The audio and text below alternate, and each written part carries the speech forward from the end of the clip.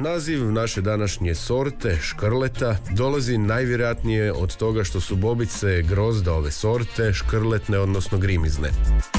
Na strani grozda koju miluje sunce pojave se ljubičasto crvene pjegice.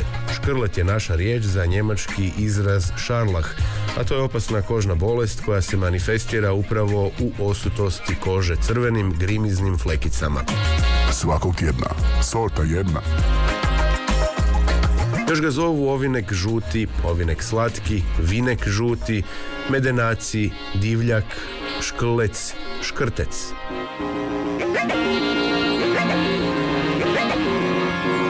Prvi zapisi o škrletu objavljeni su 1856. godine u Gospodarskom listu u Zagrebu. Znanstvenim istraživanjima ustanovljeno je da sorta potječe s područja Petrinje, nekad vrlo razvijenog vinogradarskog kraja. Mnogo se uzgaja oko Popovače, Volodera i Kutine. Kažu najbolje rezultate daje na južnim terenima Moslavačkog vinogorja. Svakog tjedna, sorta jedna. Različita su mišljenja o vrijednosti škrleta.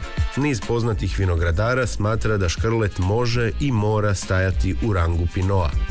Škrlet je suho, kiselkasto vino, nježne, svijetle, žuto-zelenkaste boje s koncentracijom alkohola od 9,5 do 11 maligana.